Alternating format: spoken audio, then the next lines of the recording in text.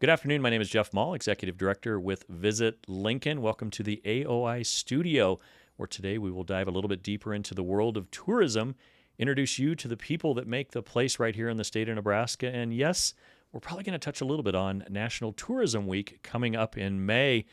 Super excited to be joined today by Ben Jones with Visit Nebraska. You're the marketing specialist over there, Ben. Welcome to the studio. Thank you, sir. It's great to see you, and it's great to be here. You know, you and I get to know each other at least once a year at the Travel and Tourism Conference, a great opportunity to share with our members in the industry all the great things that are tourism. So this is kind of a fun opportunity for you and I to catch up. Yeah, absolutely. Might as well be in front of a microphone, too. So. I know. Let's record it and make it good. So tell us a little bit about yourself, your journey to Visit Nebraska, as well as the industry of tourism, and tell people a little bit more about what the agency does itself. Yeah, so I did not come up in this industry. In fact, I didn't really understand what the tourism industry was or how big it was before this, but I've been at Visit Nebraska for about 3 years. My background is in journalism. I'm from Lincoln, born and raised. Went to the University of Nebraska, studied journalism with the intention of being a sports writer, which I did for the Journal Star in college for a couple of years, and then for my first job out of college. Lived out of state and was a sports writer, but I switched to more of the strategic communication. After that, I worked with Nebraska Game and Parks for about 2 years with social media, and then jumped over to Visit Nebraska. And it's more fun than I ever thought I could have with a job. The travel industry is just so much fun. All the different aspects to it, the different people you get to meet, the different things you get to see. And my favorite part is promoting all of the great things to see and do in Nebraska, where I'm from, because I'm passionate about where I'm from, and getting to tell other people about that is a lot of fun. So what I do is mostly content related, so social media and website content. I work with our advertising and public relations campaigns, working with outreach for travel writers for a national media audience, as well as our newsletters and anything else that they ask me to do. So I like to say I'm sort of a storyteller. I'm a content person. All of the above. Storytelling. I was going to ask you that because that is something big we're focused on in the industry right now, is the world of storytelling, the people that make the place. Because really tourism, I don't think people realize the role that you all have on behalf of the state of Nebraska on telling our story both nationally and internationally. You mentioned a lot of different markets that you focus on. What are some of the niche things right here in the state of Nebraska? I want you to talk about Lincoln today, but let's talk about other niche kind of things that bring people into the state of Nebraska. Sure. And you mentioned story, and that's really important because people need to connect to that if they're going to make the conscious decision to go travel somewhere, spend time there, and spend their money there. So Nebraska as a brand in the travel marketplace, for the longest time, it was sort of just, people didn't even really know what it was. It was on the bottom of people's lists, perception-wise. And so sort of what we set out to change was to find the people who are willing to dig a little bit deeper, maybe get off the beaten path a little bit to come and visit. A lot of that involves road trips. So our markets that we advertise to are specifically drive markets in the surrounding states. So the people who are willing to take a road trip, get off the beaten path, and explore a little bit. Some of the things uniquely in Nebraska that involve that are the sandhill crane migration, which happens every spring out in central Nebraska. 80% of the world's population of sandhill cranes migrate through and stop in the state, and it's a bird watching paradise. 80%? Yeah, it's almost that's a lot of million birds. It is a lot, and this year they had record-setting numbers. And I get to lead a media trip every spring to go and see exciting. those. So Yeah, that's awesome. Terrible part of the job. Yeah, right. Yeah, you get to see a lot of cool things. And, Yeah. and we talk about the sandhill cranes a lot. We talk about a lot of undiscovered territory in western Nebraska that not a lot of people get a chance to. The dark sky initiatives up in northern Nebraska to get out of the urban populated areas and take a look at a lot of the stars and what's going on in space. So you all do such a great job. And I've known the state tourism department, Visit Nebraska, for so many years. And my hat's off, if I had a hat today, to tell you thank you for all that you all do. And from John Ricks on down to the people that we don't get to see as much as we should, you guys do an amazing job. Appreciate it. And has a lot to do with the people we work with in the industry too. In Lincoln and Omaha, all around the state, there's people who are passionate about telling the story of their area, and we couldn't do it without their support too. So we Yeah. appreciate all of you too. Well, we've got the month of May coming up. National Travel and Tourism Week is almost upon us. What is Visit Nebraska doing to celebrate this awesome, awesome time of the year? Yeah, so the first week in May, National Travel and Tourism Week, the first full week, it's May 4 through 10 this year. And it's from the U.S. Travel Association, and it basically just celebrates the importance of travel and tourism to communities in general, and everything that tourism brings.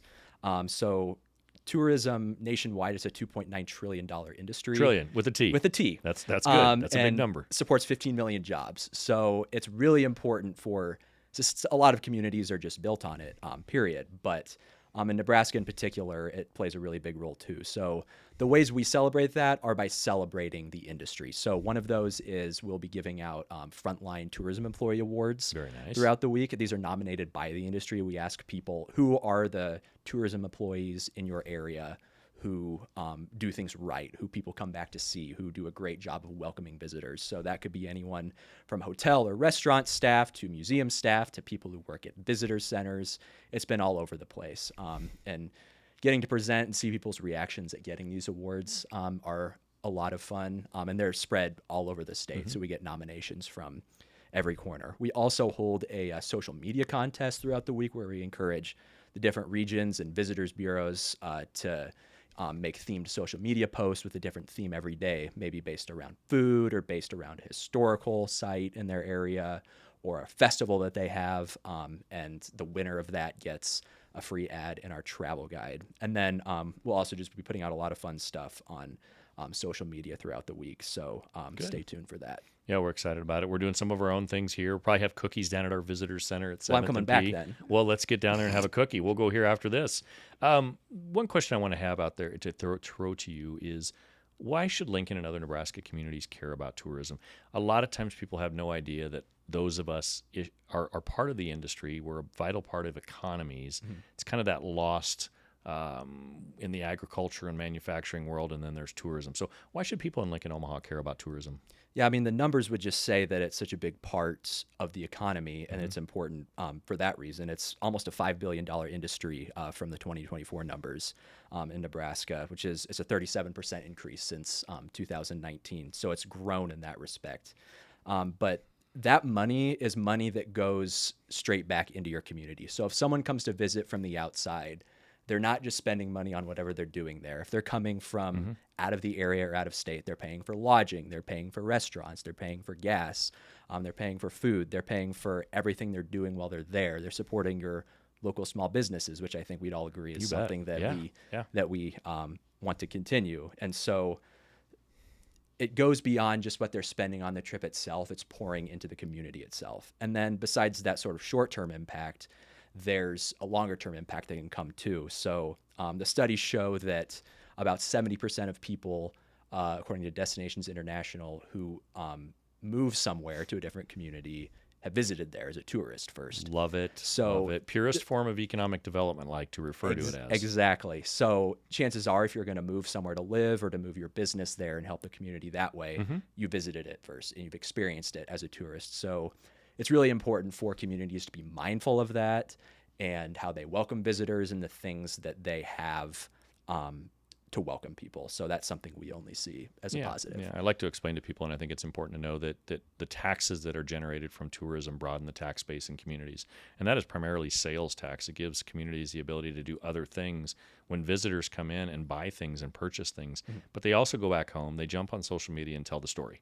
Right? Storytelling is a big part of what you and I talked about, but they're telling people that there's this hidden treasure in the Midwest called Lincoln, Nebraska, which still to this day in 2025 surprises me how many people haven't been to Nebraska. Right. Or they fly over us, or they come here for a Husker football game, but they know nothing else about it. So what else can communities and businesses do to get involved with Visit Nebraska year-round? What kind of engagement opportunities do you have? Well, first of all, just tell us who you are. Tell us what you offer, whether you're a museum, you're a unique local business, you're an attraction. We love to hear about you and know who you are so that we can help to market you. The main hub of where we bring people when we advertise and get the word out is our website, which had more than 1 million web visitors last year and 2.5 million page views. And so we can help give businesses and areas a slice of that.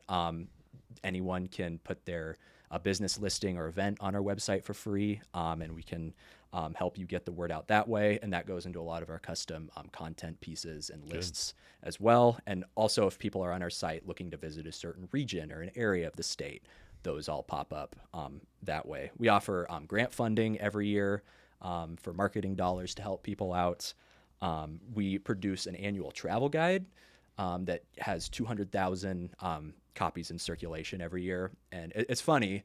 This warms my heart as someone who came from print journalism, and you'll have to pry a newspaper from my cold dead hands. But a study a couple of years ago found that over half of travelers still use a print guide to make their travel plans. I love that. Despite everything online, everything on social media, Right.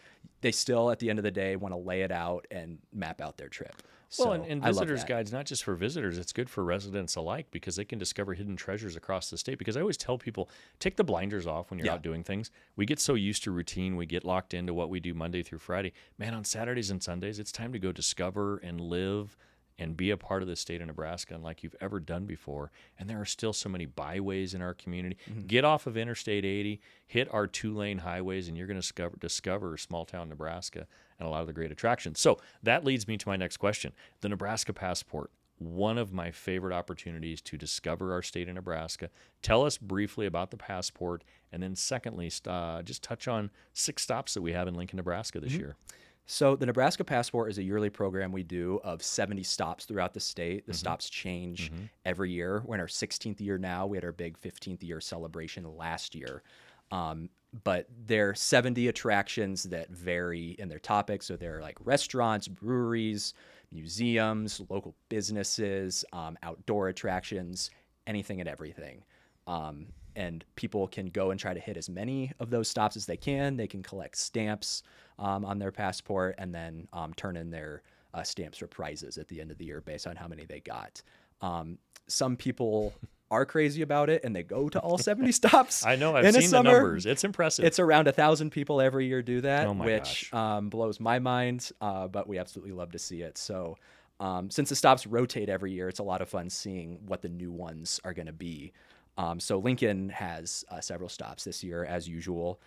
There's 402 Creamery and Open Harvest Co-op Grocery, which are near each other in the Telegraph I District. love those two. So you don't have to go far if you want to Right. go to both of those. Maybe Right. stop at the Mill, which I admittedly spend way too much time at. There's great coffee shops in Lincoln. There are. a lot of good ones. And I discover a new one every day. That's great. So, so if you want to hit those two, you don't have to go far. There is a tour dedicated to books and literature this year. So Ellenad Books and Sower Books are both on that. The Nebraska High School Sports Hall of Fame, right near Haymarket Park.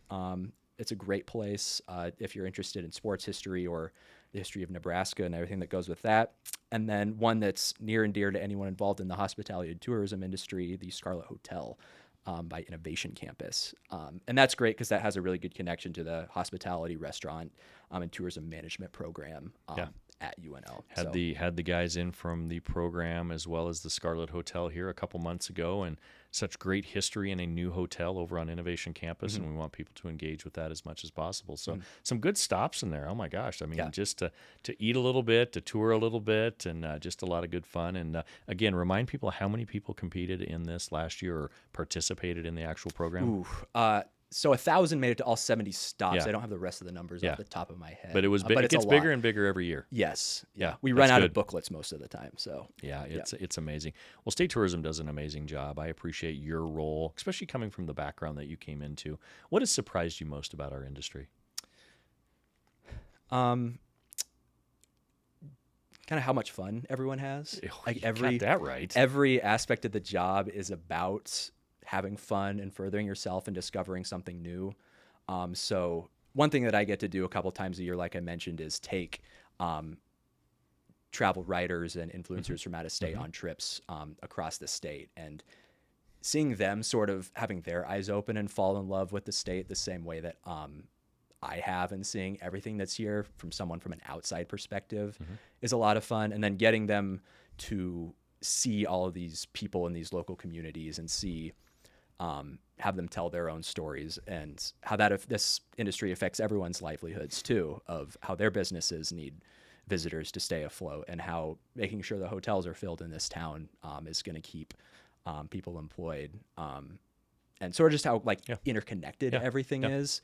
And it gives me a much bigger appreciation for what I do and what our office does, and how it's really important to keep that going. Yeah, it is. Again, you guys do a great job. And again, the connections across our state, we do have a lot of fun in this industry. If we weren't having fun, people wouldn't Right. catch on and know that they want to be a part of something special. And I will tell you, when Lincoln and Omaha are doing good, we're doing everything we can to spread the word about the rest of the state. Because I always said if we can do anything to increase shoulder opportunities for people to travel a day ahead or a day late, or when they leave our community, we want to send them to Southeast Nebraska. Or if they're going back west, I'll tell them to hit the Panhandle.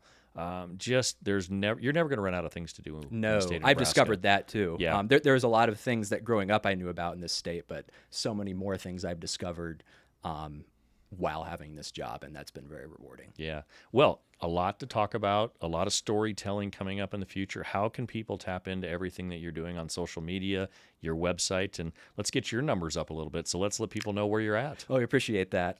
So yeah, our socials are all just Visit Nebraska. Big presence on Facebook and Instagram. VisitNebraska.com is where you can find everything for us web-wise. We have all of the attractions grouped by topic. We have itineraries. We have trip ideas. We have databases of lodging resources and restaurants. And all of this links back to the partners across the state and all of these businesses. So you're giving them their due and helping to support them as well. Yeah. Well, as we wrap up, I'm going to put you on the spot. This isn't scripted. Oh boy. Right. So I'm going to do this. We don't have any more questions. If you had to tell people to go one place in the state of Nebraska that you think is a undiscovered hidden treasure, where are you going to send them? So am I going to offend you if I don't say somewhere in I'm Lincoln? then? perfectly okay with that. Well, I'm going to go about as far away as you can. Then. Okay, I like The very Panhandle, the northwest corner, Fort Robinson State Park is one of my favorites, if not my favorite. Began with family vacation back when I was younger, and then I've had the chance to go back multiple times with this job, and just the intersection of everything at that place is really stunning. The scenery is just absolutely beautiful. It's kind of that you wouldn't expect to find it in Nebraska scenery with the bluffs and the buttes and the forests and everything. There's a lot of history there. There's a lot of great outdoor opportunities, and the people in that area are just so friendly. So I jump at every chance I get to go there. Yeah. And there's plenty to do for pretty much anyone. It's a great place to take the family. Actually, what really high on the list of family reunion destinations. Good. So if Good. you're thinking about that, keep it in Nebraska. And the weather is pretty spectacular in northwest Nebraska. Yeah. It's amazing. Yeah. And I'll tell you what, you might lose cell phone coverage up there once in a while, and that's okay. It's unplug. A-okay. Unplug. Well, Ben, thank you so much for being here, and it's good to see you, my friend, and be a part of something special, which is the world of tourism. So as we wrap up, I want to thank everybody for joining us today. Lots of great things to do in Lincoln. I appreciate all that you all do to support tourism, and you are a special person that makes the place out there. So follow us on social media and get out and discover all the hidden treasures right here in Lincoln, as well as the state of Nebraska.